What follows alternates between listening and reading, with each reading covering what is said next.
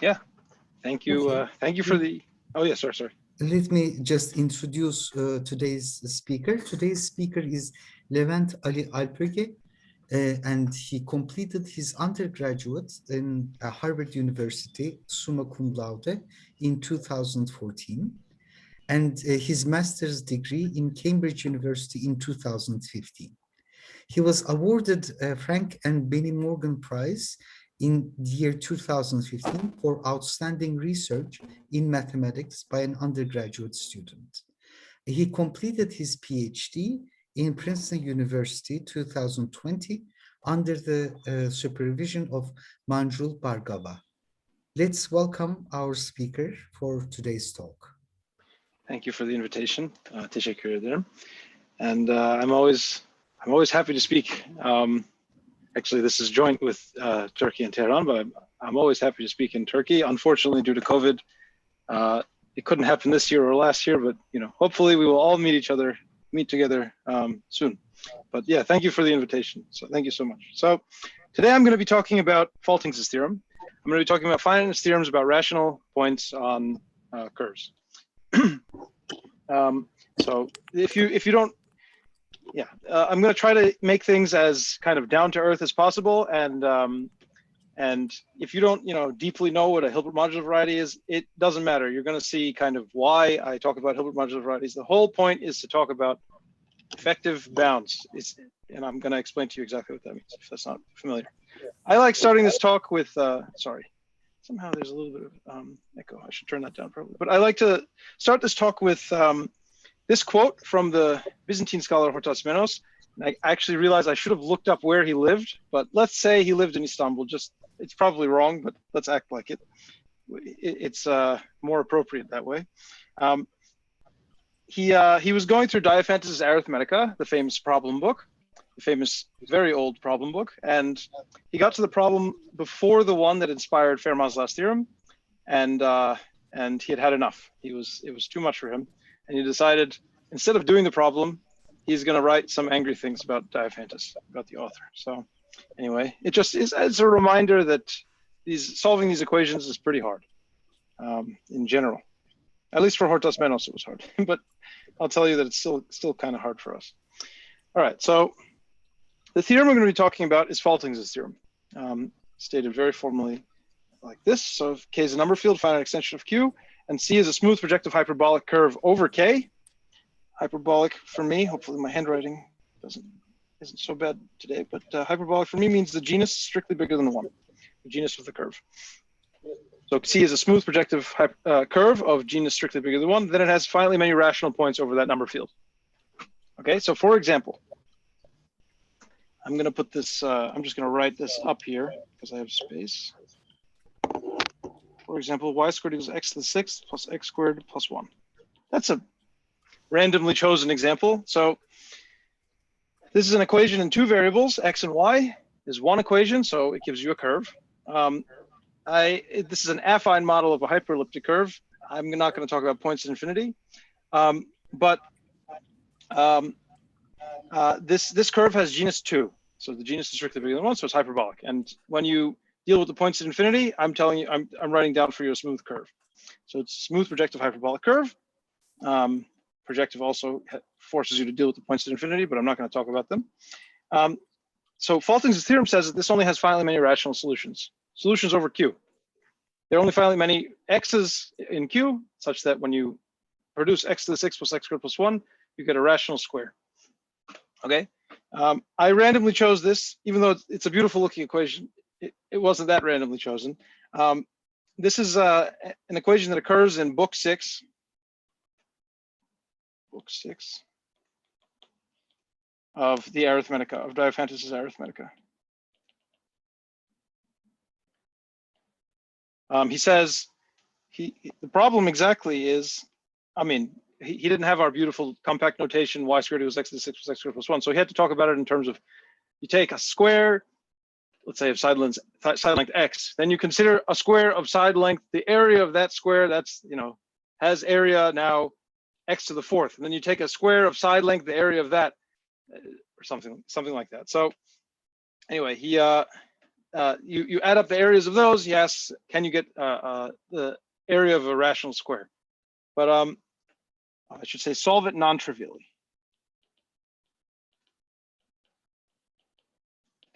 So that's the problem in book 6 of the Arithmetica. I could actually probably pretty quickly find the exact number, but I don't remember it off the top of my head. It's to solve this equation non-trivially. Non-trivially means, I mean, he's not talking about trivial solutions, but when I talk about areas of squares and things, that implies that certain numbers are positive implicitly in Diophantus. So that's why the word non-trivial occurs. And he solves this equation non-trivially. Actually, I find it really interesting that he asks for and produces rational solutions, not integral solutions. It's very natural to say, I don't care about the rational numbers, especially if you're, thousands of years ago, and just deal with integral solutions only because, maybe you don't appreciate how rich the structure of the rational solutions of certain equations are. But Diophantus knew to look for rational solutions. That's a kind of interesting historical point. I'm not a mathematical historian, but I like that. Okay, so he finds. He finds the solution. I don't remember. I'm not going to try to calculate the y-coordinate, but he finds x is plus or minus a half works, and gives you a rational solution. So y, the produced y is a rational number. Okay, so that's an example. I'm going to continue with this example in a second, but okay. Now, what I want to note about Faltings' theorem, which applies here and says that there are only finitely many solutions. So Faltings' theorem was proved in 1983, okay? And it's an amazing theorem, and it was born as the Mordell conjecture in the 1920s due to Mordell. Many, even Weil, for example, when he wrote his thesis, thought about the Mordell conjecture, and his thesis is in 1929, and I'm sure he thought about it a great amount after that, although maybe he didn't admit it after that. But anyway, he definitely thought about it as a student, and it was a well-known problem even in the 1920s. So this is an incredible achievement of mathematicians or humanity or something to have solved it, to prove this theorem, and Faltings is the one who did it. And I just want to note that it's ineffective. Okay, so the reason I wrote down the years, I'm going to write down another year in a second. So it's ineffective. And you may think, okay, Faltings proves there are only finitely many rational points. And so, of course, he has dealt with the most difficult problem. And therefore, whatever his proof is, if you go through it carefully enough, you'll be able to actually find the rational solutions of this equation. Let's say the equation I wrote here. You'll be able to find those rational solutions if you just study Faltings' proof carefully enough. Maybe it uses some highfalutin techniques, but if you understand them, then you're okay. And the answer is, well, the point is that you can't. It's famously ineffective in the sense that it does not give you a general method to find the rational solutions of these kinds of equations. The equations giving you smooth projective hyperbolic curves. Just to be absolutely clear, this is basically just saying equations in two variables that give you something of genus bigger than one, so they're not too easy kind of to deal with. But anyway, yeah, so that's a bit of an imprecise remark, not too easy, but anyway. So that it doesn't give you a general method to find the solutions of these equations. And you may think that, okay, it doesn't require that much ad hoc reasoning to go from Faltings' proof to actually finding the equations in any particular case. And the answer is also no. You can't, well, it's not that easy. So the reason I wrote down that Faltings' theorem was proved in 1983 is that, okay, so I told you that Diophantus found a non-trivial solution, and his book is a problem book. The problems are find a solution of this equation, find a solution of that equation. He would need a lot more mathematical sophistication to understand that these equations have finitely many solutions. It was real observation of Mordell's that these equations should only have finitely many solutions. So anyway, he just found x is a half. Actually, he probably only dealt with positive numbers, so maybe I should write x is 1/2, but minus a half is a trivial modification. And then he said, okay, we're done, next problem. But if you from the perspective of the Mordell conjecture, you know that there are only finitely many solutions over Q. So you can ask, what is the set of solutions over Q? What is that finite set? And it's a PhD thesis, a really cool PhD thesis of Joseph Wetherell. a Berkeley PhD thesis of Joseph Weatherall in 1998. So 15 years after Faltings, Diophantus found.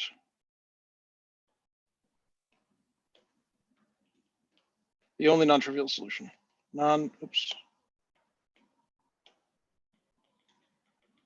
Solutions. Solutions because, you know, you can modify the sign of X or the sign of Y actually also. But otherwise, Diophantus found them all. There's trivial solutions meaning like X is 0, for example. So then you get Y is plus or minus 1. And the points in infinity, which I'm keeping secret, but anyway. So Diophantus found the only non-trivial solutions. Yeah, it took 15 years, and the technique is not just go read Faltings' theorem carefully. It's a very different ad hoc technique using the Chaboty method for the cover of this curve. Okay, so yeah, I just wanted, I use that example to kind of say it's not automatic from Faltings' theorem that you can find the rational points, and that's the question we're really interested in, historically speaking, at least, to find at least a solution to a given equation. Yeah. And you may know, I'll just make a quick remark that if I added more variables, if I allowed 1,000,000 variables, instead of f of xy equals 0, f of x1 through x 10,000 equals 0. If I asked for general, the solution of a general problem like that, where I allow a lot of variables, that's undecidable. There is no such solution, and that's Hilbert's 10th problem. That's the negative solution of Hilbert's 10th problem. The specific number of variables is a little after that, but anyway, it's all due to Matyasiewicz, Julie Robinson, and company. So it really is, you know, it's impossible in enough variables, and in 2 variables you kind of expect that it should be possible, but that's kind of the last time you expect it to be possible. Okay, so I'm really going to get into it. So hopefully you understand that this theorem is remarkable, this finiteness theorem is remarkable, but we don't actually know how to find the solutions, even though we know there are finally many. In general, we don't know how to find the solutions. Now, in practice, maybe I should say that an equation like this was serious in 1998. This is a really amazing PhD thesis in my view. It was a serious equation in 1998. Nowadays, you know, thanks to work like the work of the PhD thesis and others, this equation doesn't look so scary. You can type it into a computer, and one of the techniques that the computer runs, I think, presumably, will just spit out very quickly what the solutions are. So in practice, there are variants of the so-called Chaboty method and generalizations due to Mignon Kim, for example, that allow you, mostly just the Chaboty method, but they allow you to solve these equations in practice. But they have defects because they're not known to give you, well, maybe I shouldn't go into it, but the point is that they're also, essentially anything that's known about Faltings' theorem or any finiteness theorem that's known in this realm is ineffective. There's no general method that spits out the answer every time, or you can prove spits out the answer every time. Okay, hopefully that makes sense if you know what the Chaboty method is. If not, then just ignore it. But okay, so I want to just get into it. So okay, so I'm going to talk about Parsons reduction. So this is an incredible point, maybe that's a little bit underemphasized in people's treatments of Faltings' work, but this is a very serious idea. Okay, so the starting point of Faltings was an observation of Parsons that an old construction due to Kodaira actually shows you that in order to prove a finiteness theorem, for example, about rational points on curves, you can instead prove a finiteness theorem for integral points on certain moduli spaces of abelian varieties, or like the moduli spaces of abelian varieties. Okay, so maybe that seems, you know, it seems like rational points on curves, they're very concrete. You're just looking for solutions of one equation and 2 variables. And integral points on moduli spaces, who knows what those even mean, maybe, but from the perspective, I mean, moduli spaces, because they have beautiful moduli interpretations, you're really talking about finiteness theorems for abelian varieties with certain properties. And that is a much better problem to deal with than rational points on some random curve, because, you know, they don't have the structure, the points don't have structure like abelian varieties do. Okay, so I want to actually tell you roughly what the observation is. So Kodaira had constructed families of curves over a given hyperbolic curve. So, okay, Kodaira had constructed, another way to say it is, he constructed, given a hyperbolic curve, remember hyperbolic means genus strictly bigger than 1, It's covered by hyperbolic space, the complex points are. He constructed finite to one maps to moduli spaces of curves, but actually, you know, that I'm going to just think of that as moduli space, a finite to one map to a moduli space of billion varieties. So you should imagine, you know, the moduli space billion varieties I'm talking about is some extremely complicated, horrible looking thing geometrically, and here's your curve inside it. And you know, the moduli space of billion varieties is missing a million points and actually higher dimensional loci. But anyway, your curve inside of it. Okay, so I should have said the families Kodaira constructed are non-isotrivial. So the curve at least has a finite to one map to this image, but I'm just going to imagine it's surjective. It's degree 1. So, okay, so yeah, you can imagine the curve is sitting inside this moduli space as a complete curve. It doesn't hit any of these missing points on the boundary. Okay, so this is all sitting inside some huge projective space. You can imagine. Okay, so because yeah, let me put it like this. You should imagine that there's some function called, I'll call the conductor, something like the, you know, if you have an elliptic curve, y squared equals x cubed plus ax plus b, you know, you can take the discriminant, it's a function of a and b, and it measures exactly which primes, if you kind of change variables optimally, it measures which primes, at which primes the elliptic curve has bad reduction, except for 2 and 3, but let's ignore that. So similarly, you should imagine that, at least intuitively speaking, there's kind of some function, conductor, something like that, that measures how bad the reduction is of an abelian variety, a point inside this horrible moduli space. And you should imagine that's kind of like a continuous function. And because this thing is a complete curve, it's because it's a compact curve, it doesn't hit the boundary. You should imagine that that function only blows up when you go to the boundary. Because this curve doesn't hit the boundary, it's uniform. This function, this conductor function, is uniformly bounded on this compact set. That's what you should imagine, is what Parsons reduction does. So, okay, so formally speaking, when you have a map from C to this moduli space, you can choose an integral model, choose the minimal proper regular model, and you find, so this is also finite to one map, just the one coming from the Kodaira construction, this map above, and that shows you that there's a finite to one map from, so this, let's say this map is defined over K, then this map is defined over S integers, where S is sufficiently large, and that shows there's a finite to one map from S integral points on this integral model to this integral points on this moduli space. Now, if you choose S big enough and the integral model not horribly enough, then this is the same thing as rational points. So kind of what you should imagine you're doing is like, you know, let's take the Fermat curve. This isn't exactly what this isn't definitely not what the minimal proper regular model is, but just imagine this is just to get you kind of in the geometric mindset that geometrically imagine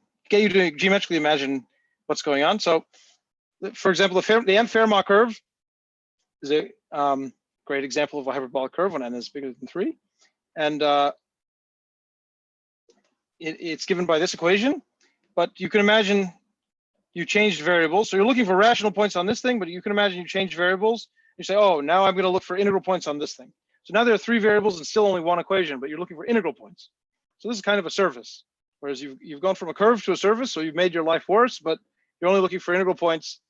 It doesn't make your life that much better if you're thinking naively. But anyway, that's kind of what's happening here. You're passing to integral models, but the whole point is you didn't improve your life by saying, oh, the rational points on here are the integral points on the integral model. But you did improve your life by getting to a moduli space, because a moduli space, you have an interpretation for integral points. Okay, anyway, so the reason Parsons thought this was interesting at the time. Yes. Can I ask a question? Yes. Quick question. Yes. Is there a difference between AG tilde and AG? I write AG tilde. Yeah, I don't know why I didn't mention that. Sorry. I write AG tilde because above, like a little while ago, I wrote G here, and this is the genus of the curve. I didn't want to confuse you because this G tilde is supposed to be a little bit different. So G tilde is, maybe I should have written H or something, but the map from C to MG or AG is not a map from the curve to A sub the genus of the curve. I hope it doesn't auto install anyway. So it's not a map from the curve to A sub the genus of the curve. Like you have a genus 2 curve.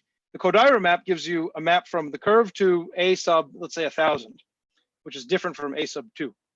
I hope that makes sense. I should have mentioned that. I don't know why I wrote just tilde without even saying it. When I gave the talk to an empty room, I realized this and then I forgot about it. Do you have a control on G tilde? Yes, definitely. Yeah, you have a priori control in G tilde. I just don't remember the exact. There's even a formula for it, but I don't remember the exact formula. But 1,000 is supposed to be a placeholder. It's certainly not anywhere near as big as 1,000 if you have a genus 2 curve. But you should imagine maybe like 10, 20-ish. But yeah, you have a priori control, and it's certainly at most. Let's just say I'm very crude in my bounds. Always at most G to the G. Let's say times 1,000 or something. Yeah. Yeah. But yeah, the Kodaira construction is very explicit, and you can just read off the genus of the corresponding like relative curve immediately. Like the genus of each curve in the fiber, you can read off immediately. It's just I don't remember it off the top of my head, and I don't want to try to calculate it, but it's not very big. Okay, so yeah. So what I was saying was the only reason you've kind of improved your life. This doesn't really change anything, but the fact that you have a finite to one map to this thing does, because this actually has an interpretation, some interpretation. Okay. And what was I saying? Oh yeah, the reason. Well, one major reason Parsons thought this was very interesting was because there was actually a finiteness conjecture about these sets of points that existed called the Shafarevich conjecture, and so the reduction was from the Mordell conjecture to the Shafarevich conjecture. That was what Parsons observed. I think it was in the 70s, early 70s, if not late 60s. I'm not sure. Okay, so I really want to like kind of drive this point home. You've reduced the question of rational points to integral points on some moduli space where you have an interpretation. Actually, I can tell you literally what the interpretation is. Ignore the word principally polarized. This is just abelian varieties with good reduction outside S. Abelian varieties of dimension this G tilde with good reduction outside S that are defined over K, I should say. But anyway. Okay, so having said that, this is a great reduction and it works for every smooth projective hyperbolic curve over a number field. That's very important. Actually, it's such a great reduction that Faltings' paper proving the Mordell conjecture wasn't even titled something like, I'm going to prove the Mordell conjecture. It was titled finiteness theorems for abelian varieties over number fields, something like that. And the reason he was able to only talk about finiteness theorems for abelian varieties over number fields is that Parsons had reduced the question, the whole Mordell conjecture, to a finiteness theorem about abelian varieties over number fields. Okay, so yeah, the whole Mordell conjecture is reduced, meaning that every hyperbolic curve admits such a map. So you can ask, who's to say, you know, you can look at the abelian varieties you get from Kodaira's construction, and they're not the greatest abelian varieties in the world. They're nice, but they're not. There are some fantastic abelian varieties in existence, and they're not the best ones.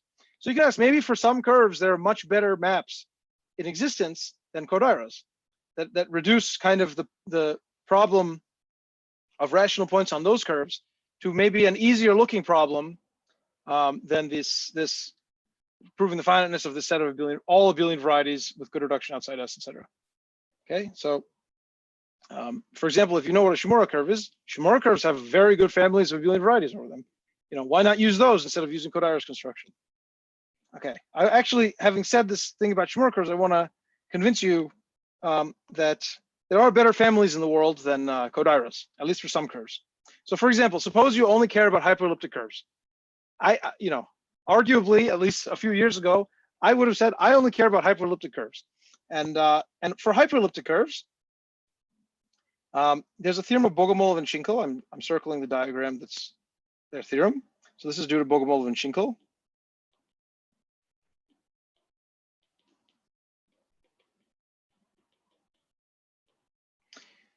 That says that if you have a hyperelliptic curve over Q bar, then there is an étale cover. They construct everything explicitly. Then there's an étale cover, an unramified cover that admits a non-constant map. So this is the unramified cover. This admits a non-constant map to the single hyperelliptic curve, the genus 2 curve, y squared equals x to the 6 plus 1. Okay, so just given that, the Bogomolov-Schinkel theorem, and they of course observe this immediately, you can reduce. So suppose you're looking for rational points, k rational points on your curve C, your hyperelliptic curve C. Well, the Bogomolov-Schinkel theorem says that there's, because of this étale cover, how should I write this? I always mess this up somehow when I write it. So, okay, if we want, how do I say this? Suppose we want C of K. K is the K rational points on C. The Chevalier-Vey theorem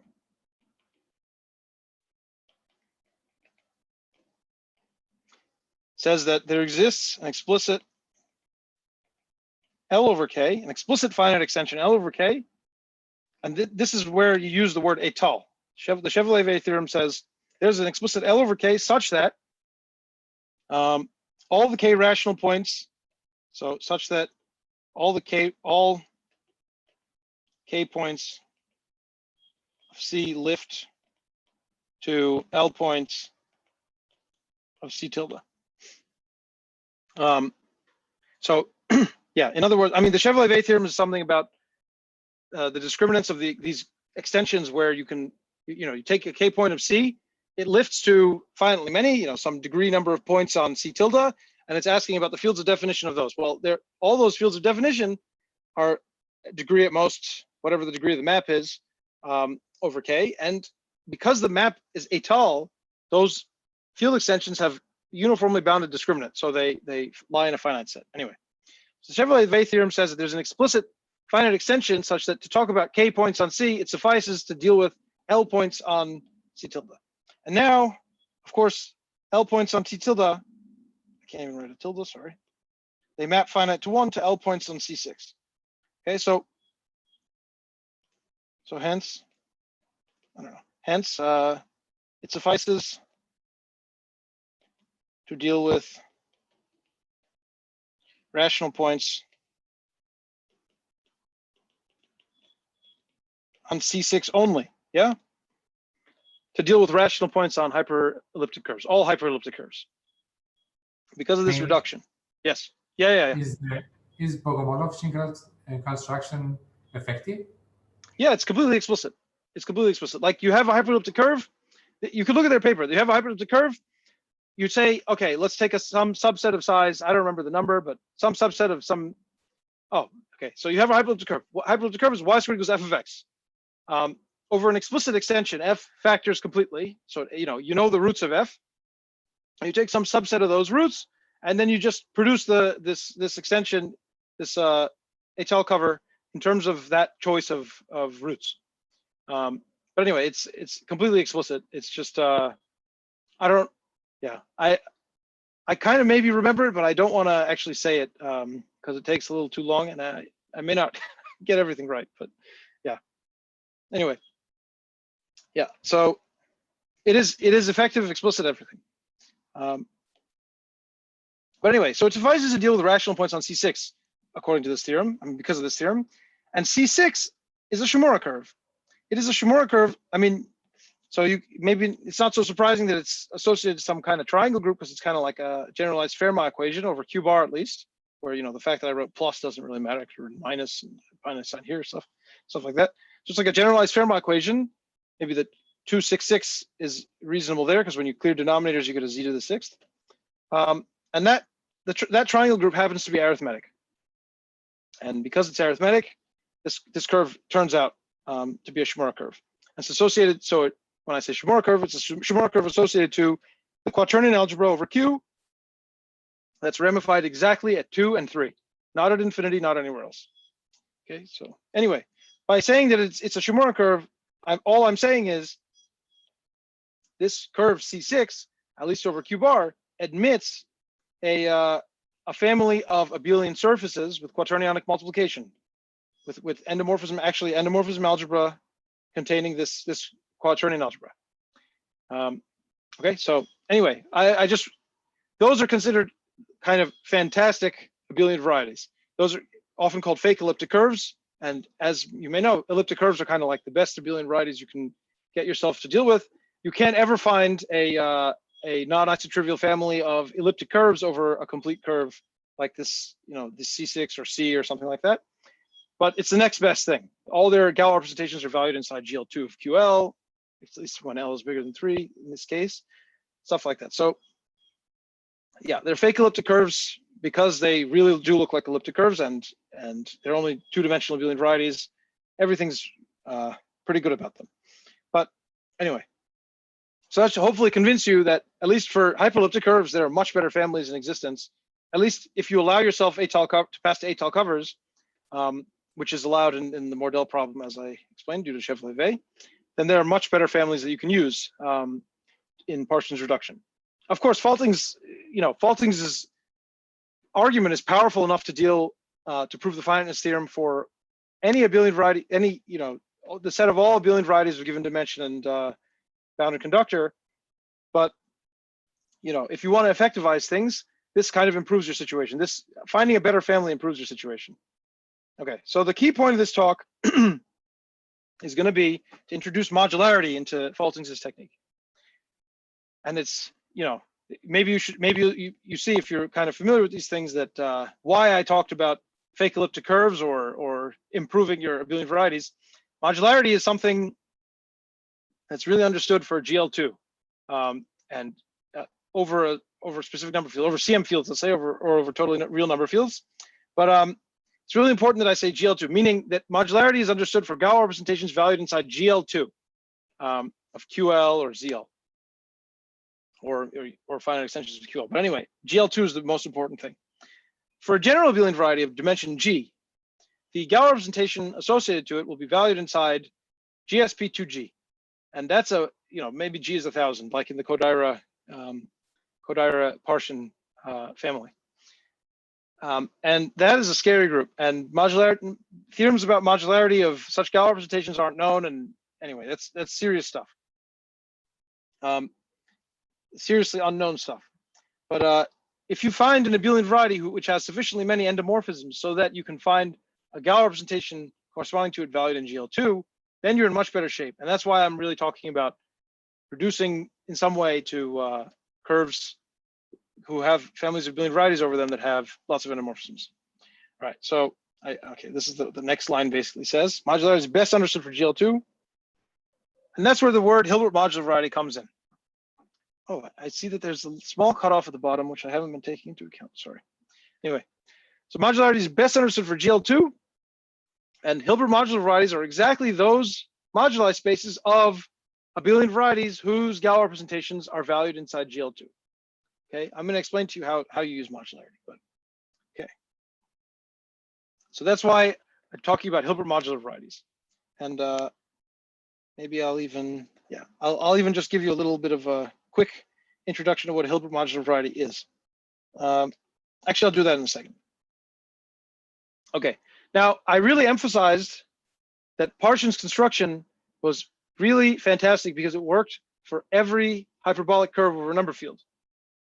In this case, I've explained to you why, for some curves there are better families, and in this case you're going to see it's there for some curves.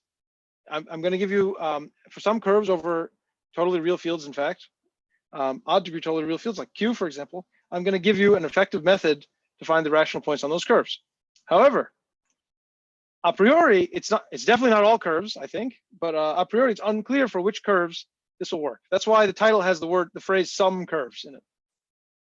Okay, so, but anyway, it'll be over infinitely many number fields, and it will be for infinitely many curves. And I even worked in my thesis to really find a family of curves for which this applies, and I did, and so I can tell you about that. I don't intend to actually go into it in the talk, but anyway, I'll show you the equation at the end.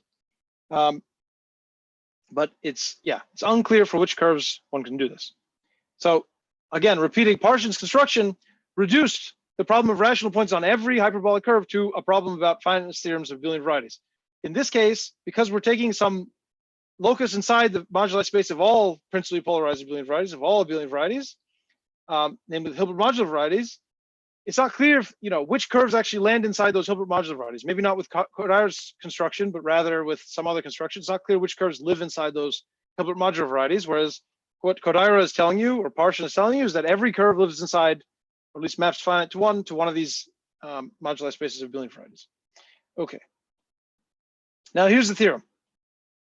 And yeah, I'll just give a sec to read it. I mean, most of the lines are just setting up the Hilbert modular variety. So I'm going to tell you what that is. But the theorem basically says, if you're looking for S integral points, where S, you pre-specify the number field, the finite set of places outside which the abelian variety should have good reduction, aka you pre-specify a bound on the conductor of the abelian varieties.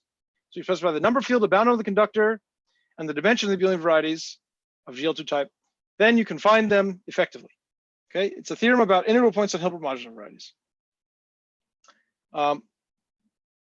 That's literally what the theorem says. But there's a key hypothesis. But before I get to the key hypothesis and everything, I just want to say what a Hilbert modular variety is, even though I kind of say it here. But okay, so here's what a Hilbert modular variety is. So F is a totally real number field, let's say. So you should imagine, you could imagine F is Q, but another good thing to imagine is F is Q joined to root 2. F is totally real. O is an order in the ring of integers of F. So you can imagine O is Z joined root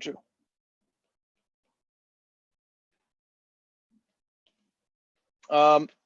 Yes, so associated to that, actually there's a little bit more data which I like to suppress.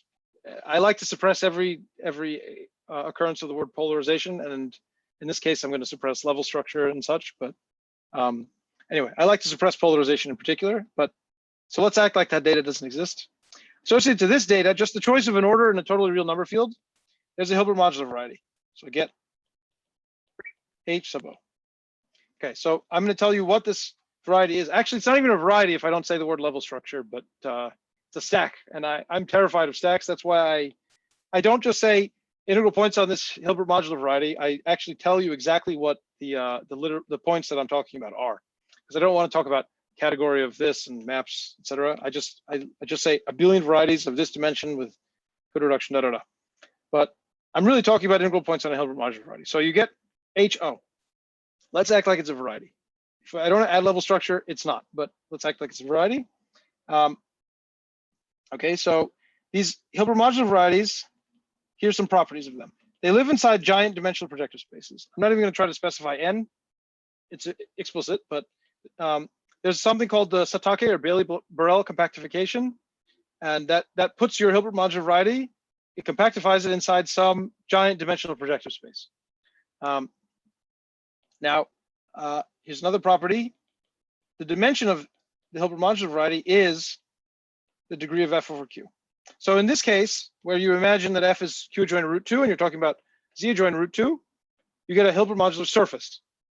Now, what do they parameterize? So these are moduli spaces of abelian varieties. So the points on them are exactly the abelian varieties A. Well, okay, so the K points, I'll be even more specific. What are the K points on these Hilbert modular varieties? They are abelian varieties over K with the dimension of the abelian variety equal to the degree of F over Q. So again, in this case, where F is Q joined root 2, the dimension is 2.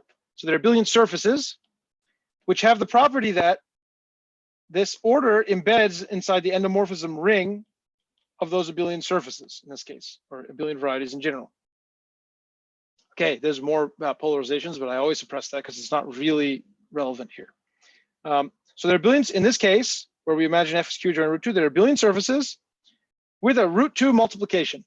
Specifically, yeah, that's all it takes to embed this order inside the endomorphisms of A. A root 2 multiplication, which is defined over oh, sorry, I can't see it actually because of the, yeah, you guys can see that, yeah. So, which is defined over the base field K. Okay, so that's what the case is when F is Q joined root 2. But if you take F as Q, Q is also a totally real extension of Q. And if F is Q, you get elliptic curves, one-dimensional abelian varieties, and then the order is forced to be Z. So this is no condition. You just get elliptic curves. So these are kind of generalizations of moduli spaces of elliptic curves, aka modular curves. Now, you may know that you probably know that modular curves are curves that are missing finitely many points. Okay, that's not really saying much. That they sit inside projection space automatically. If they're missing anything, they're missing finally many points because they're only one-dimensional. But these Hilbert modular varieties, I told you, can get huge dimensional. And for example, 2 is not that big, but you could have a surface sitting inside projective space, and you could ask, in this compactification, I said there's some compactification inside projective space, what are they missing? What's the boundary? And the dimension, I'm going to write it like this. Oh my God, sorry, can't even write that. The dimension of the boundary is 0, meaning that they're only missing finally many points. The compactifications, these compactifications, compactify them by adding only points, which is surprising because they're high dimensional. Even in the 2-dimensional case, you're adding only points. You're not adding curves on the boundary.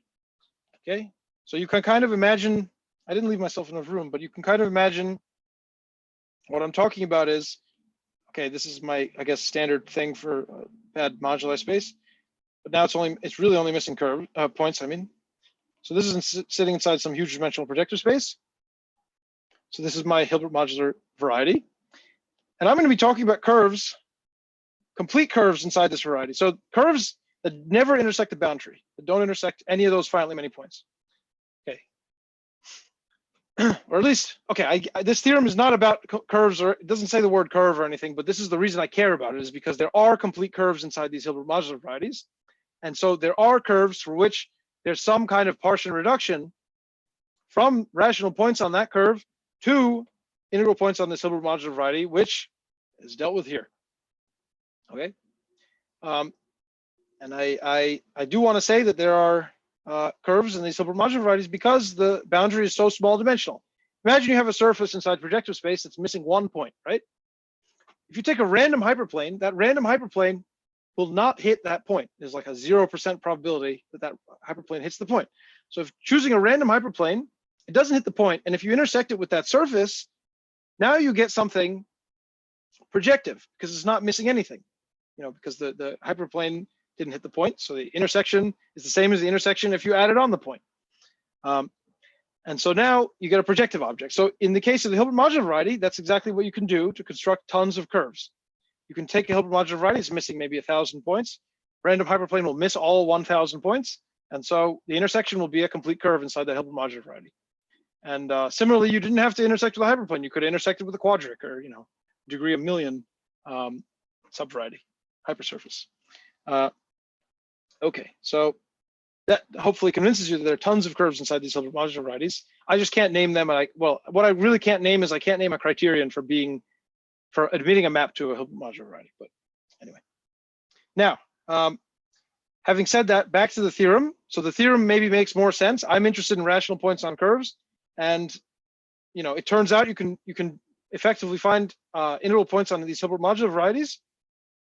So I wanted to do something about rational points on curves, so I go and deal with the Hilbert modular varieties business first, and then you deduce something about rational points on some curves. But the most important hypothesis here is that the base field that we're talking about is totally real of odd degree. Okay, so the base field was K here. So we're talking about a billion varieties over, not F. F is different. So we're talking about, for example, we're talking about a billion surfaces over a number field that's totally real of odd degree, like Q. Okay, that's the most important hypothesis. It's not for every number field, in which if it were for every number field, it would be,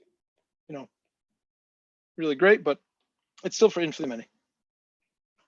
So this tells you about rational points on curves, where the rational points are K points with K totally real of odd degree, certain curves, which I give an example of at the end. Okay, so yeah, to be clear, an integral point on this moduli space, that's an abelian variety.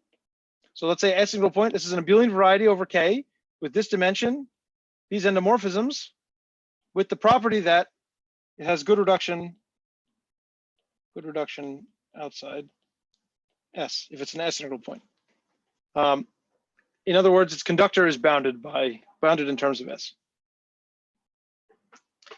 Okay, so that's exactly, this theorem is exactly saying that you can find abelian varieties over such K effectively. Such abelian varieties over such K effectively. Okay. Yeah. Oh yeah. And this line is just, saying this theorem kind of faster, but I don't like talking about stacks. So yeah, anyway. I could have stated the theorem like this, but yeah. Is HA the height of A? Yes, it's whichever height you want to use, but yeah, for example, the absolute Falting's height, but your favorite height. You could use the height. There's absolute Falting's height is the automatic thing to go to, but how do you really calculate that? It's complicated, but you could also just say, look, this Hilbert modular variety embeds in projective space due to some embedding, and there's an obvious height. There's like the usual height that people use on projective space. And so you could just pull back that height onto a height of the Hilbert modular variety. You can use that height too. There's comparisons between them, so it's not a big deal. But yeah, use your favorite height is what I'm really trying to say. Yeah, and this just says this theorem kind of faster, but I don't want to talk about points on stacks. Okay, so this theorem actually is not new when K is Q, and you're going to see kind of why. You're going to see what the difficulty is, but I'll go through that kind of quickly. I really just wanted to state the theorem and maybe make clear the motivation, which is about rational points on curves. And you face Hilbert modular varieties because those are the ones that are kind of big enough to contain curves. They big enough to contain curves comes from these two lines, the fact that they're big dimensional things with zero-dimensional boundary in some projective space. They're big enough to contain curves, and yet they allow you to use modularity theorems. Okay, so the case over Q, when you take the order to be Z, if you remember that was, okay, so I'll try to get them both on the same slide. Can I? Yeah, dimension of A is F over Q. When F is Q and K is Q, that means elliptic curves over Q. Just elliptic curves over Q with bounded conductor. That's a theorem, or the style of proof also is due to Murty and Poston. And independently over Q, but in general, the same theorem is due to Raphael von Connell. But again, over Q. Yeah, I'll explain to you why. But yeah, just to be clear, the theorem, like the theorem that you can effectively find, or an effective height bound for elliptic curves of bounded conductor over any number field is known and due to Baker. Goes back to the 60s. So this is a different proof of that generalizes in a way that is useful for me. Same with Raphael von Connell's work. This is independent and simultaneous. Okay, so I'm actually going to go to the next slide and come back just to give you kind of a motivation. So I'm going to explain to you how to find all elliptic curves over Q of bounded conductor, let's say N, using modularity. Over Q specifically. It's really important that I'm saying over Q. Over a general number field, there is a technique known, but it's not going to use modularity. Okay, so for elliptic curves over Q that have conductor N, you may know that one way to phrase the modularity theorem is to say that the elliptic curve is a quotient of J naught of N. So this is the Jacobian of the modular curve X naught of N. So by modularity implies that the elliptic curve you're looking for is an isogeny factor of one Jacobian. So you give me N, then I can go write down this one Jacobian, and all I have to figure out is which elliptic curves are factors of this Jacobian. That's what modularity implies over Q. So I'm going to say by the previous slide, so by, which I haven't done yet, but I just want to explain the motivation. Slide, done. So done by previous slide. Sorry, this is not, so done by previous slide, which I'm going to get to. Okay, so, but you can see that modularity is very powerful here. And the modularity statement is really only a statement about L functions, but anyway, in this case, it has a geometric consequence, namely that all the elliptic curves of conductor N are quotients of one abelian variety. So now suppose, let's do the general problem. So I'm going to scroll back up for a sec and explain to you what the Master-Wustholz-Bost argument is. The general problem is we're given an abelian variety B over a number field K, and we want all K isogeny factors A over K of B. Yep. So in this case, in the case of elliptic curves over Q, B is going to be the Jacobian of one modular curve, X naught of N. And we want all of its factors. Okay, so for example, in particular, we could be looking for all the isogynous abelian varieties over a number field. given one abelian variety. How do you do it? So suppose I'm looking for A. So by Poincare complete reducibility, there exists a C and some other abelian variety which we really know nothing about, such that B is isogenous. Okay, I really have to get this tilde right. It's isogenous over K to A cross C. So this basically is about, this problem is really what I said, finding all isogenous abelian varieties, pretty much.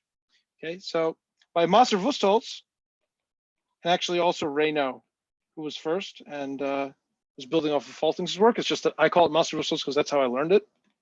The height of A cross C, so in this case I'm writing absolute Faltings height, is bounded in terms of B only. So the Maser-Wustholz theorem, actually you can even Google it and I think it'll come up as the first result. The Maser-Wustholz theorem says if you have two abelian varieties that are isogenous over a number field K, then there's an isogeny between them of some explicitly bounded degree. And what a corollary of that is that if you have two abelian varieties that are isogenous over K, the height of one of the abelian varieties is bounded explicitly in terms of the height of the other. So we're given B. So the height of A cross C is bounded in terms of something that we know. Okay. So I'm looking for A. I don't know anything about C. I don't know anything about A, but I know B. And what I've done is I've just bounded the height of A cross C. Now the height of A cross C, that's why I had to specify that it's the absolute Faltings height. Just to write this down, is the height of A plus the height of C. And heights are supposed to be non-negative, but in the case of the Faltings height, it can be negative, but not that negative, not completely crazy negative. So here's a lower bound for the height of C. This is Boss' theorem. It's the theorem of Boss. What results is that the height of A is bounded in terms of B only. Okay, so what we've done is we've shown that given B, we can produce a height bound on all abelian varieties that are isogeny factors of B. Okay. So in particular, now let's scroll back down. Here's B. It's a Jacobian of one modular curve, and I've just told you a way to produce height bounds. I mean, this is Raphael von Connell's way of producing a height bound on all elliptic curves that are isogeny factors of this one Jacobian. Now, I want to explain, just to make you, hopefully in this example you understand, and that this is where I'm going to explain it. Why did I say that we're working over Q so many times? Why did I say modularity over Q, modularity over Q? The reason is modularity as a conjecture, any Langlands type conjecture that you'll find, will only say something about L functions. It's very, the conjectures are careful. The modularity theorem only says that the L function of an elliptic curve over Q matches the L function of a holomorphic weight 2 holomorphic new form, a weight 2, let's say, eigencusp form. A weight 2 holomorphic modular form. So that's what the modularity theorem actually says. It's only a statement about L functions. This is a geometric statement. Where does it come from? It comes from a construction due to Shimura of an abelian variety whose degree 2, that has a degree 2 L function, and whose degree 2 L function matches the degree 2 L function of a given weight 2 eigencusp form, holomorphic modular eigencusp form. Okay, and then you find that the L function of this elliptic curve and the L function of this abelian variety match, and so they must be isogynous. And this abelian variety is constructed as a quotient of J naught of n. It's not just a general existence statement of Shimura. He actually constructs it as a quotient of J naught of n, and that's why I can say every one of these elliptic curves is a quotient of J naught of n. Okay, I don't know why I abbreviated Shimura. Sorry, I do that in private writing, but shouldn't have done that there. Anyway, so Shimura's construction tells you that these it's due to Shimura's construction that you get this geometric consequence. And I'm not going to go into it. Actually, let me give you a proof of the theorem assuming modularity. It's the same proof. So we're working over an odd degree totally real field. Yeah. Before we were working over Q. Over Q, I said things are easier. And in the case of elliptic curves, I didn't have to say elliptic curves. I mean, I could have said GL2 type abelian varieties over Q. Everything would have been the same. So yeah, I could have said, as in I could have said Q points on these Hilbert modular varieties, and everything would have been the same. So the proof of the theorem, assuming modularity, which is a serious assumption, goes as follows. Instead of J naught of n, you get instead the Jacobian of some explicit Shimura curve. I'm just going to write it like this. Some explicit Shimura curve with level structure. You can specify which one. And you find that all your abelian varieties that you're looking for are isogeny factors over K of the Jacobian of this explicit Shimura curve. So you're done. Again, same reason. This Maser-Wustholz and Boss argument. Okay, so that's assuming modularity. Okay, let me again explain in the same way. Modularity is only a statement about L functions. So the modularity statement that you're using, if you assume it, says that any abelian variety that you're interested in has L function matching the L function of a weight 2 Hilbert modular form, holomorphic. I don't know if holomorphic Hilbert Hilbert modular form of over K. And now it's a construction due to Hida. In this case, that the construction is that such a Hilbert modular form has an associated abelian variety with matching L function. And the way he constructs it is as a quotient of some explicit Shimura curve. This, I mean, that's how you produce the Shimura curve. You go read here's construction, you say, okay, that's the Shimura curve. And then because these L functions are the same, you deduce that A and AF are isogynous. That's the proof of the Tate conjecture by Faltings. And therefore A also is an isogeny factor of the Jacobian of this explicit Shimura curve. So you're using modularity and something. And this is where, I just wanted to say this because this is where you use that you're working over a totally real field of odd degree. I mean, you have to say, for me to say the word Hilbert modular form implies that I have to say the word totally real. But the odd degree hypothesis is a little bit strange if you don't know about this construction. But that's where it comes up. I don't want to say it, but it's very actually easy to see why this odd degree construction comes up. It has to do with the existence of a quaternion algebra ramified only at unramified only at one infinite place, and unramified at all finite primes. But anyway, this is a proof of the theorem assuming modularity. Now, I'm not going to be able to get into the proof of the theorem unconditionally, but I want to kind of give you an idea that, okay, first off, what I've just shown you is the proof of the theorem assuming modularity at least over an explicit number field, right? Maybe you're not modular over K, but if you can produce an L such that, a totally real odd degree extension L such that all the abelian varieties you're interested in that are over K are modular over L, then you could go run this argument over L. You could produce the height bound over L. Okay, so first, that's the first thing to observe.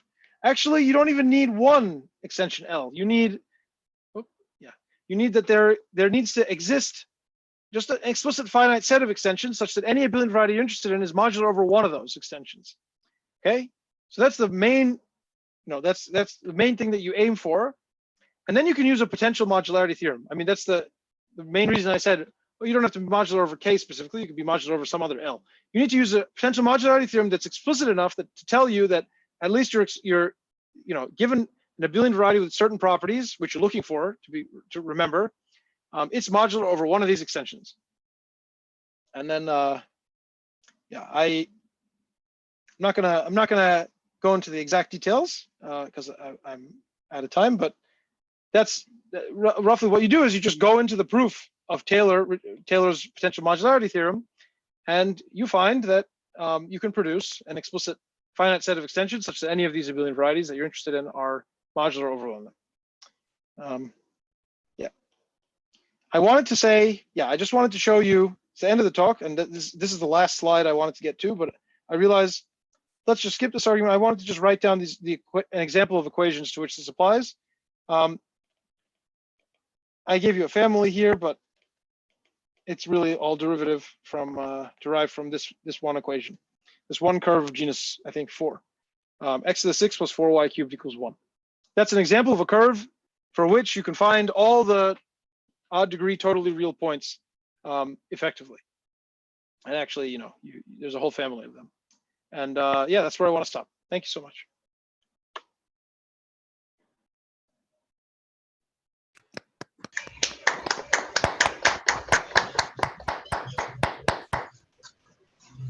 Was excellent. Thank you. There's Many one thanks. last, yeah, there's a last Any slide where I question? say thanks. Okay, we can have questions right now.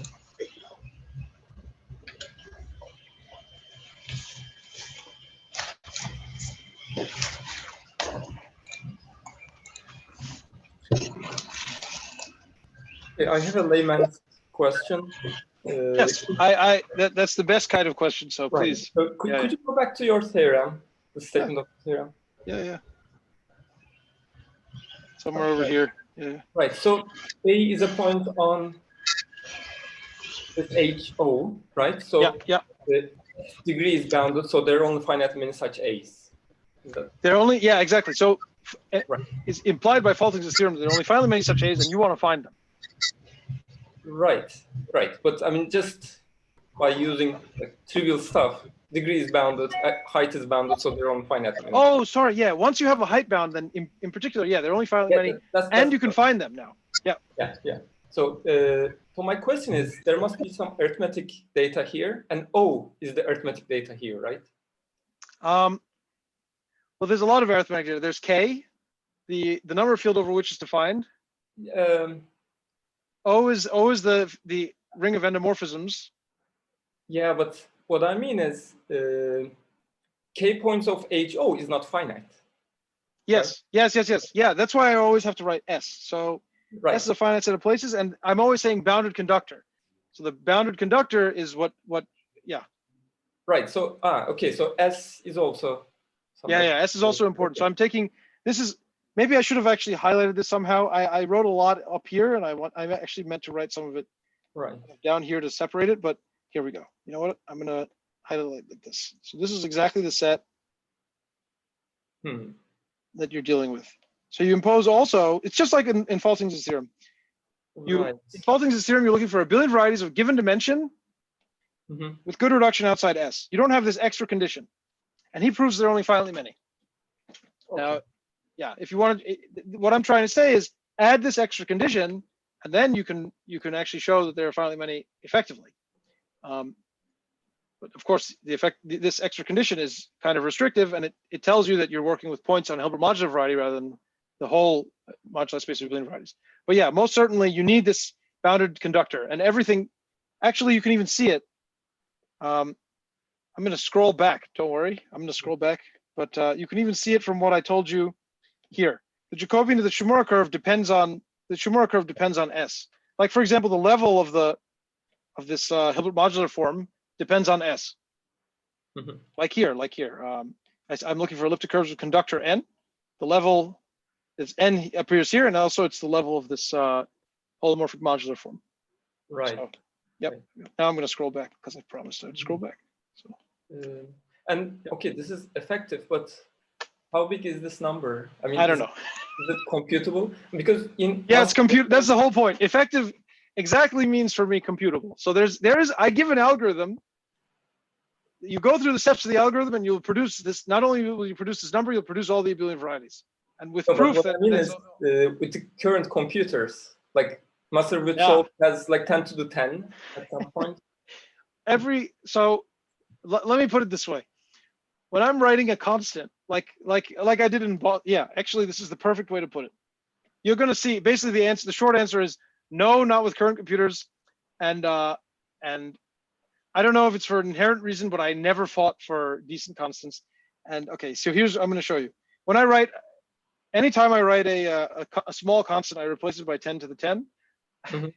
So you can imagine that I'm so crude when I'm bounding things that I lose a lot. But actually, I mean, there is a serious point which I unfortunately didn't get to. It's not explicit. So there's a difference between explicit and effective.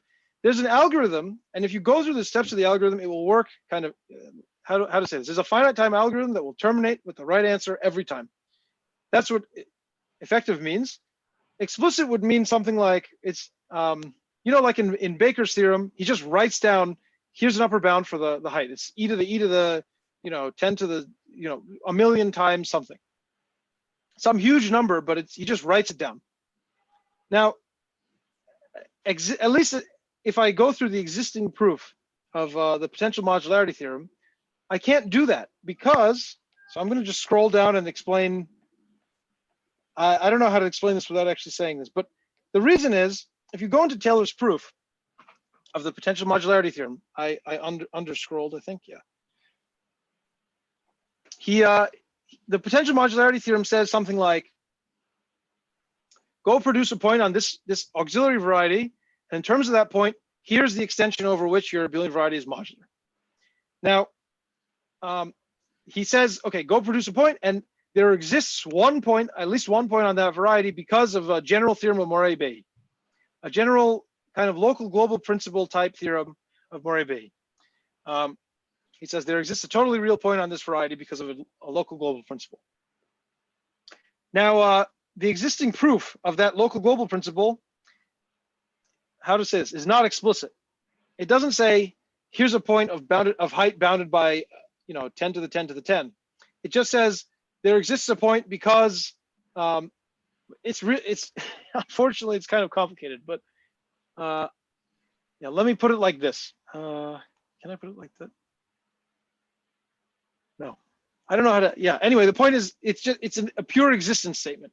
Now, from the perspective of an algorithm, this is actually the key insight of the whole work. But I just, it's kind of underneath a lot of technical things, so I generally don't get to really emphasize it as much as it deserves to be. This is the key insight of the whole work. Is if you're only looking for if you're only looking for a finite time algorithm, then this local global principle is sufficient to produce a finite time algorithm, because you go through Taylor's proof, and at some point he says everything's explicit, and at some point he says go produce a point on this variety, and an algorithm can say, okay, for example, the easiest thing you can do is you can say, I brute force, I just try every totally real point that I can try, and I plug it into the equation.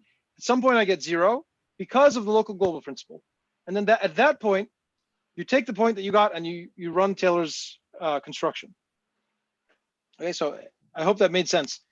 In other words, if you have like a recursively enumerable set, like for example, suppose you know that there exists a rational solution to some given equation, you can just try rational solutions of larger and larger height. Eventually, so long as you can prove that there exists a rational solution, eventually that will terminate and you'll produce one point. And that's what Taylor says to do. Now, yeah, the reason that it's not explicit is because it's not a priori explicit is because exactly of this step. This Maury-Bay theorem that Taylor invokes, the existing proofs are not explicit. And personally, I think that there should be some explicit proof. It's just, yeah, it's kind of a mess, and I never had the energy to kind of dig into the proof of Maury-Bay and Rumley. Some people, I mean, a lot of people actually write a proof of the Maury-Bay theorem, like a proof that exists, it's easy to find, uses a compactness argument, and that's kind of impossible to make explicit. But I think Rumley was the first to work on this stuff, and I think he worked more explicitly. It's just, yeah, I never learned this stuff. But anyway, yeah. So that's a really important point, but I never actually got to this part of the slide. So anyway, yeah, it's a very good question, and it's not a layman question, by the way, but I do like layman questions too. So.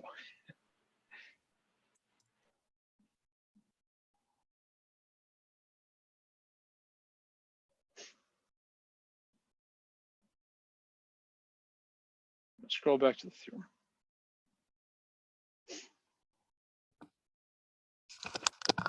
So this oddness assumption that you have is due to you want to switch to a Shimura curve, not Shimura points, right? So you need an even number of ramification for your quaternion algebra, right? Yeah. So yeah, exactly. You're exactly onto the right thing. So the point is the following: if you have a Hilbert modular form, I always mean eigencusp form, etc. But if you have a Hilbert modular form of weight 2, it's not known in general, like over a general totally real number field. It's not known whether or not there is an abelian variety with matching L function, with matching degree 2 L function. Over an odd degree field, it is known. And the reason it's known is because you can take the Hilbert modular form and you can transfer to a quaternion algebra using Jacquet-Langlands. You can transfer to a quaternion algebra of your choosing. So of your choosing if you don't impose conditions at finite primes. So in general, the only thing you're allowed to do is transfer to a quaternion algebra where you're allowed to choose whatever you want, whatever kind of ramification you want in infinity. Now, you can transfer. Okay, so maybe I haven't made that clear, but a general Hilbert modular form where you know nothing about the level, you know nothing about what it is kind of locally at finite primes.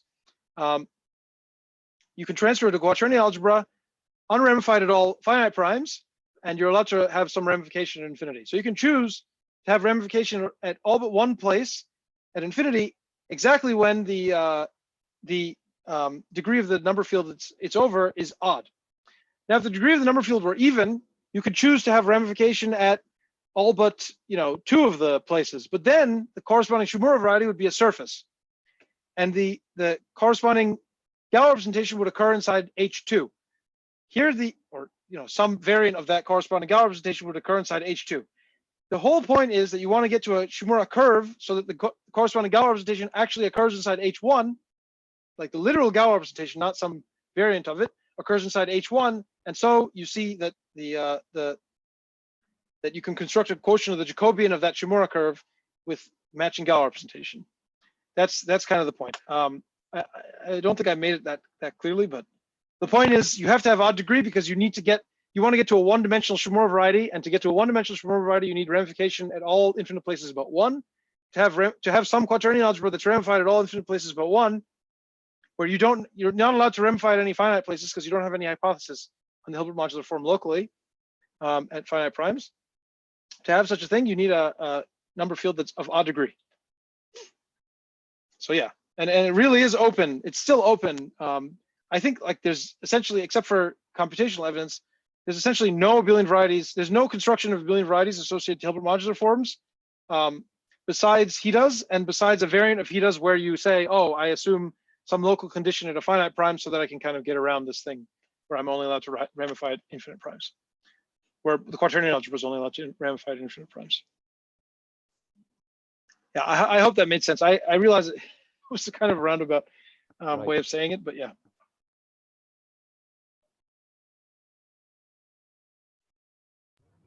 Can I ask a question? Of course. So the family of curves that you had at the end that lives inside the Hilbert modular variety. So can you explain how you produce them? Is it by reverse engineering, just by cutting the Hilbert modular variety or something? That is a fantastic question. And actually, it's exactly by reverse engineering, but different reverse engineering than what you just predicted. But I love that you use reverse engineering because that's actually a perfect phrase, which I never thought of for this.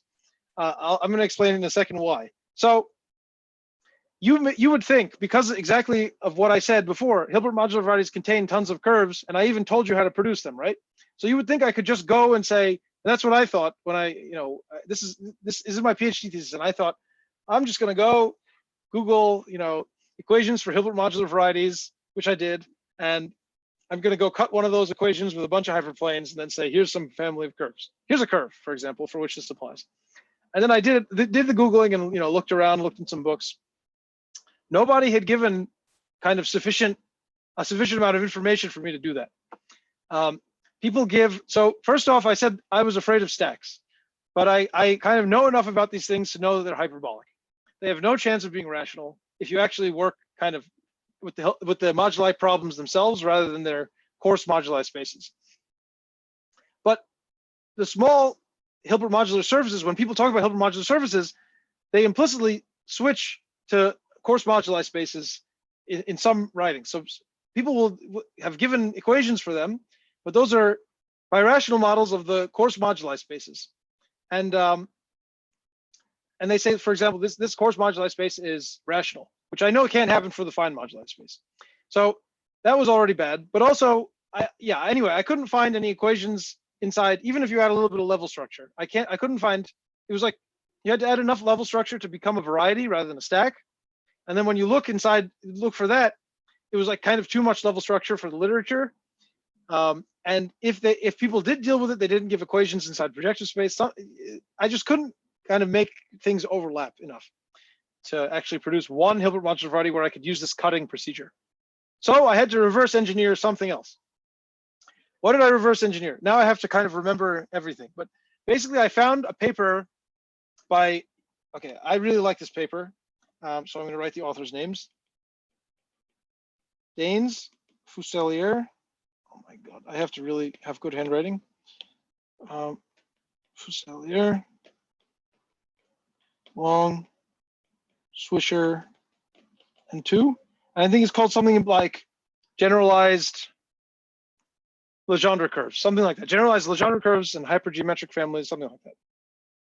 Okay, it's a really great paper. Now, it may be kind of hard to see the connection between that, and this, but basically what they do is they say, if you have a hypergeometric abelian variety, I'm just going to go ahead and write down exactly the one I'm talking about. So I want to, you know what I can do? I can do this thing where I add a page. Yeah, let's add a page. Where is this? Just add a page to the end. How's it? Okay. Actually, no, that's not smart. Sorry. I'm gonna add a page here. Okay. So the hypergeometric abelian varieties I'm talking about, well, they're quotients of Jacobians of a family of curves. Y squared equals x to the, y to the 6 equals x to the 4th times 1 minus x.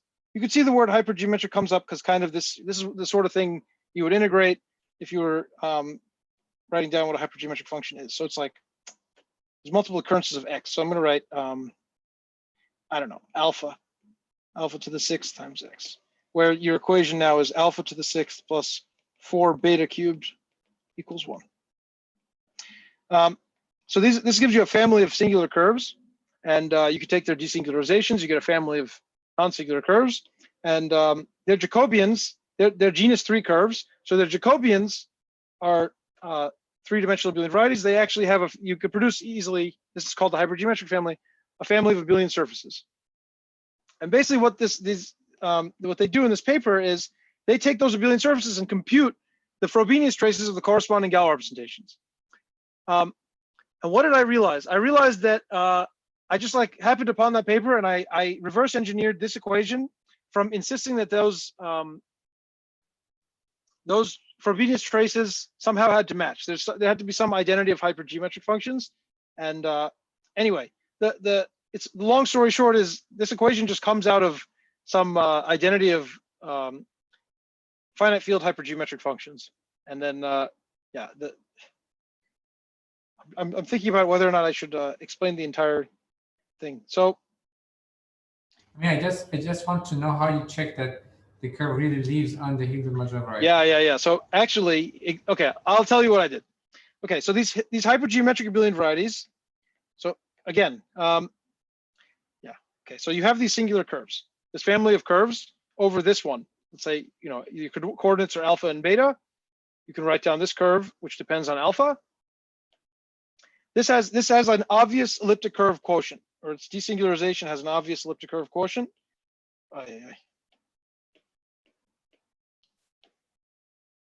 Well, let me just put it this way.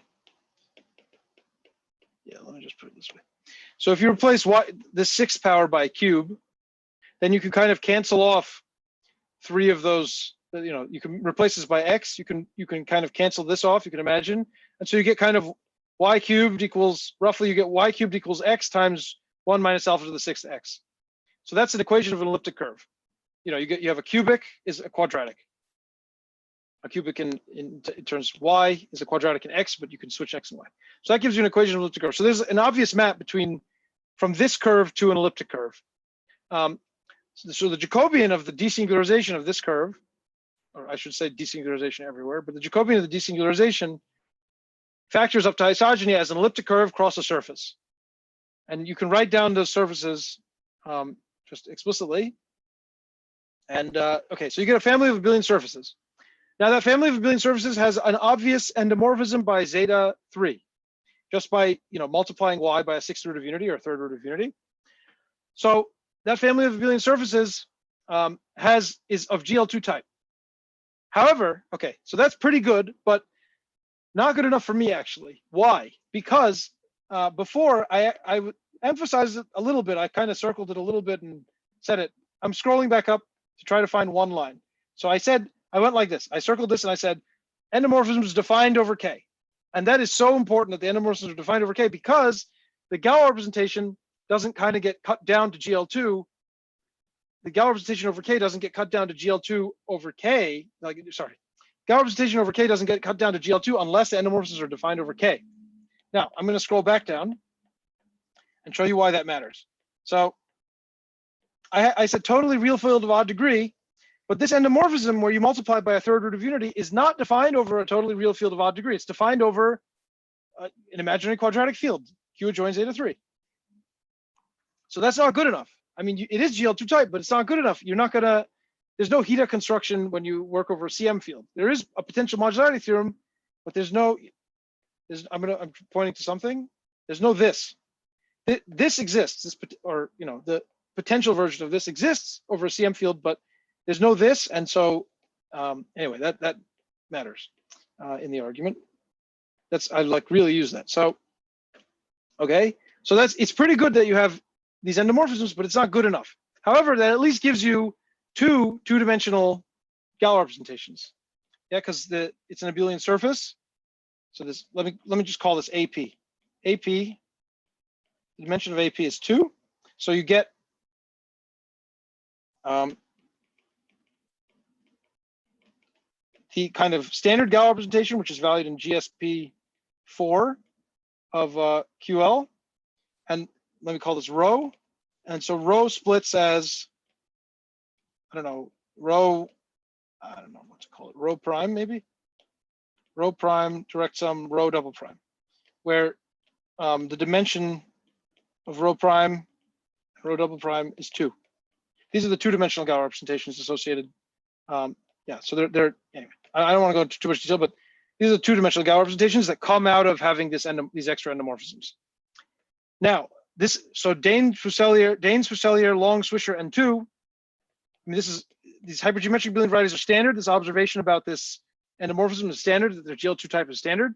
And so what they did is they went and they computed what are the Frobenius traces of these two, of rho prime and rho double prime.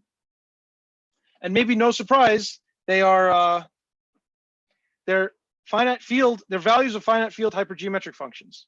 Okay, so this is associated with some triangle group. This hypergeometric family is associated with some triangle group, and it's easy to kind of predict which hypergeometric functions are associated to this family, and there are 2 of them, and it's no surprise that kind of the finite field analogs of them appear as Frobenius traces.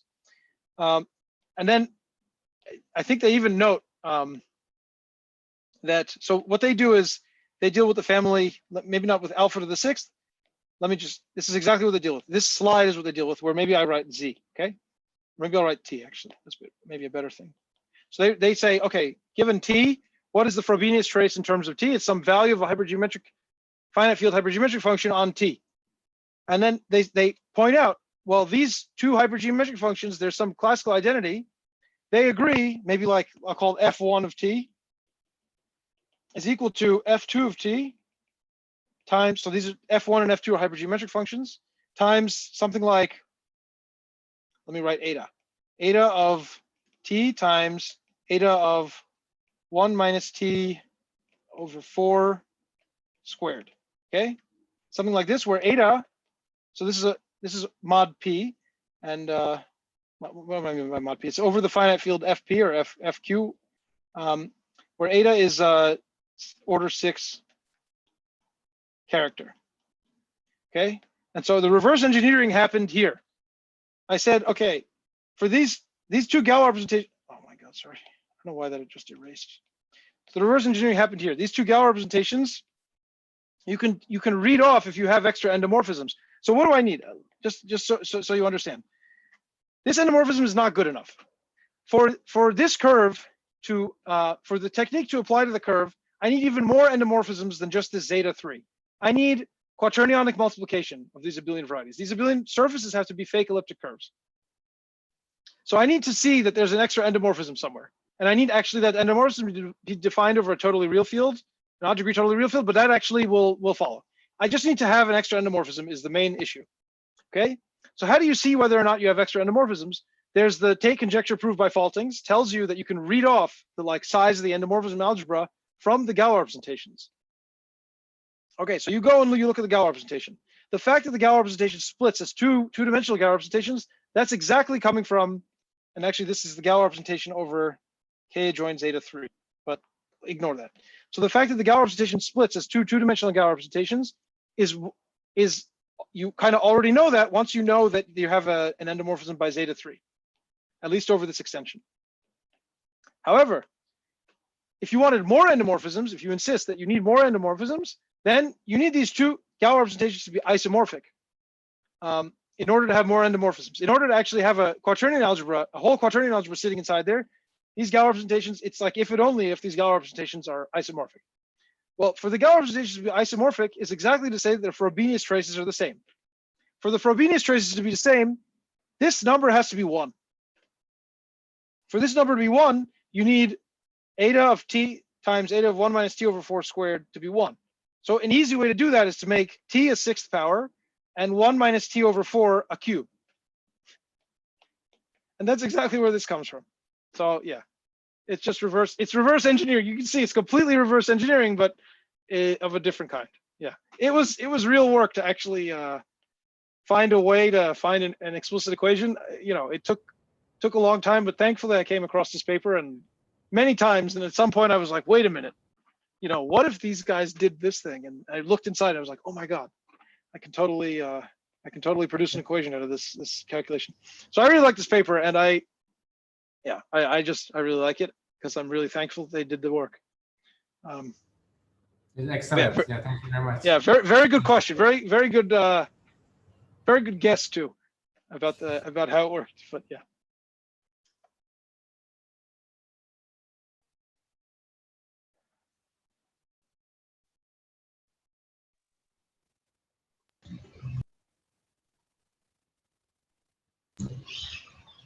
Okay, any question?